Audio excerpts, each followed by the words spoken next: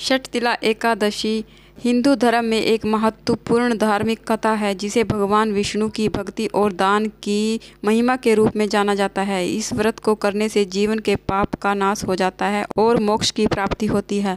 प्राचीन समय में एक तपस्विनी ब्राह्मणी थी जो भगवान विष्णु की बहुत बड़ी भक्त थी। वह नियमित रूप से व्रत रखती और पूजा पाठ करती और धार्मिक कार्यों में लगी रहती, लेकिन उसकी एक विशेष आदत थी, वह बहुत ही कंजूस थी और उसने कभी दान नहीं किया था। भगवान विष्णु ने उसकी परीक्षा लेने का निश्चय किया। वे एक वृद्ध भिक्षुक का रूप धारण करके उसके पास पहुंचे और भोजन और वस्त्र के लिए उससे दान मांगा। ब्राह्मणी ने कहा कि मैं पूजा पाठ करती हूँ और दान देने में विश्वास नहीं रखती। भिक्षुक ने उससे कहा, तुम्हारा पूजा पाठ और व्रत तभी सफल होगा जब तुम दान करोगी। फिर उसने गुस्से में आकर भगवान विष्णु जो भिक्षुक के रूप में थे उसके पात्र में एक मिट्टी की पिंडी रख दी। भगवान विष्णु उसे लेकर वैकुंठ धाम आ गए।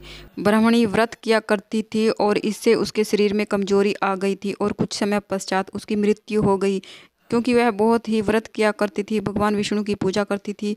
भगवान विष्णु की पूजा के कारण और भक्ति के कारण उसे वैकुंठ धाम की प्राप्ति हुई। वैकुंठ धाम में उसे एक भव्य महल प्राप्त हुआ, मगर वह भव्य महल खाने पीने की वस्तुओं से बिल्कुल खाली था।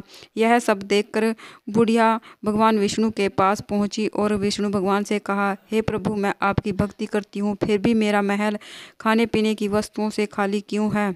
इस पर भगवान विष्णु ने उनसे कहा, तुम्हें देखने के लिए देव कन्याएं आएंगी और जब वो तुम्हें देखने के लिए आएंगी तो तुम दरवाज़ा मत खोलना और उनसे एकादशी व्रत की कथा सुनना, उसके बाद ही दरवाज़ा खोलना।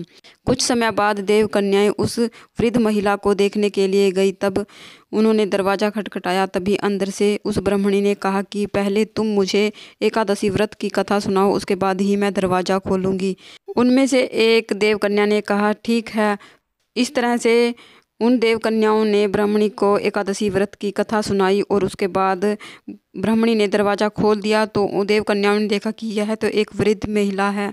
ब्राह्मणी ने विधि पूर्वक एकादशी के व्रत और कथा सुनना शुरू कर दिया। उसका महल अन्न धन की वस्तुओं से भर गया। इस प्रकार एकादशी व्रत करने वाले के सभी पाप नष्ट होते हैं और वैकुंठ धाम की प्राप्ति होती है। षटतिला एकादशी के दिन हमें तिल का 6 प्रकार से उपयोग करना चाहिए। सबसे पहले हमें तिल से स्नान करना चाहिए, तिल से उबटन करना चाहिए और तिल से भोग बनाना चाहिए, तिल का दान करना चाहिए, तिल से हवन करना चाहिए और तिल का सेवन करना चाहिए। इस तरह से 6 प्रकार से अगर तिलों का उपयोग करते हैं और दान पुण्य करते हैं तो वैकुंठ धाम की प्राप्ति होती है, श्री हरि के चरणों में निवास मिलता है।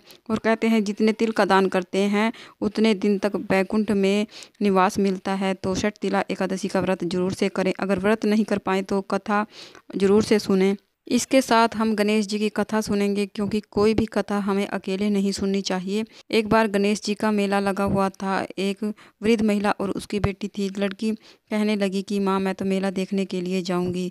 तो लड़की जिद करने लगी तो बुढ़िया ने कहा कि नहीं, तुम नहीं जाओगी, तुम तो गिर पड़ोगी और कहीं गुम हो जाओगी।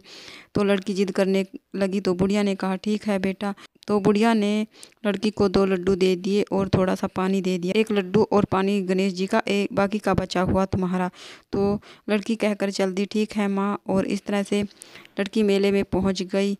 लड़की को भूख लगी, वह लड्डू और पानी गणेश जी के सामने लेकर बैठ गई और कहा कि हे गणेश जी, 1 लड्डू और पानी तुम्हारा, बाकी का बचा हुआ मेरा। सुबह से शाम हो गई और इस तरह से लड़की बैठी रही। मेला बिछने लगा। तभी गणेश जी एक छोटे से बच्चे के रूप में आए और कहा, लो, खा लिया तुम्हारा लड्डू और पी लिया पानी, अब तुम अपने घर जाओ और वर मांगो। तो लड़की ने सोचा कि क्या मांगो, घर मांगू, वर मांगू, अन्न मांगू, महल मांगू। तो गणेश जी ने कहा कि जो कुछ तुमने सोचा है सब हो जाएगा। लड़की अपने घर गई। उसने सारी बात अपनी माँ को बताई और देखते ही देखते उसका घर एक महल में बदल गया। इस तरह से गणेश भगवान की कथा पूर्ण होती है। हे गणेश भगवान, कहते सुनते हुकारा भरते हुए जो भी इस कहानी को सुन रहा है उसकी सभी इच्छाओं को पूरा करना। इस तरह से हमारी एकादशी और गणेश भगवान की दोनों कथाएं पूर्ण हो जाती हैं। जो तिल हमने हाथ में लिए हैं वो हम विष्णु भगवान को, गणेश भगवान को और लड्डू गोपाल जी को समर्पित कर देंगे। थोड़े से तिल दिए में डाल देंगे और बाकी के बचे हुए जल के लोटे में डाल देंगे और जल के लोटे को सूर्य देव को अर्घ दे देंगे और हमारा व्रत पूर्ण हो जाएगा।